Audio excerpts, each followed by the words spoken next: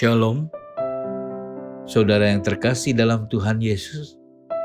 Mari kita siapkan hati untuk menerima pesan Tuhan melalui evening bridge malam hari ini yang bertema beban berat. Dalam Matius 11 ayat 28, firman Tuhan berkata, "Marilah kepadaku semua yang letih lesu dan berbeban berat. Aku akan memberi kelegaan kepadamu."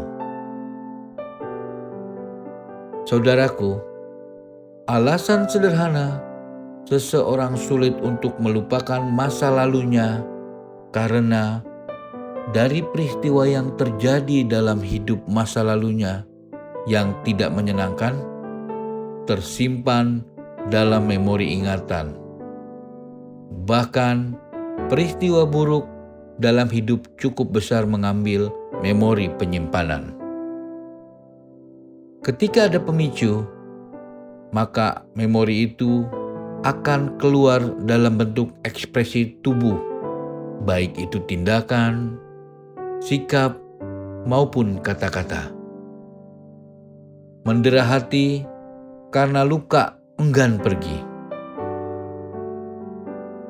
Menguburkan memori dan pengalaman baik dalam hidup hampir tidak mungkin dapat dilupakan, dan tidak ada satupun yang dapat mengendalikan kecuali mengampuni masa lalu dan semua yang terlibat di dalamnya di dalam Tuhan dan mulai terus melangkah maju. Penolakan adalah salah satu ingatan buruk dan pengalaman yang merusak perjalanan hidup seseorang. Pelaku penolakan adalah mereka yang pernah menjadi korban dan masih tinggal dalam bayang-bayang penolakan. Entah itu orang tua, ayah, ibu, lingkungan sosial, maupun lingkungan agama. Ingin diakui dan ingin diterima merupakan motivasi seseorang untuk melakukan banyak hal. Namun, ketika tidak mencapai ekspektasi karena perbedaan-perbedaan yang tidak perlu, maka penolakan itu pun terjadi. Pencapaian pun seperti usaha untuk menghindari penolakan akan sangat memburuk ketika berada di situasi yang sulit yang menimbulkan pemikiran yang salah, membandingkan diri, rasa tidak berharga, merusak diri, bahkan sampai keinginan untuk menghilangkan nyawa. Para filsuf, ahli kejiwaan, tokoh-tokoh agama, dan aliran kepercayaan berusaha mencari solusi akan rasa penolakan yang dialami seseorang. Pada akhirnya, mereka menyimpulkan bahwa penerimaan diri dan lingkungan mampu mengurangi rasa sakit dari penolakan.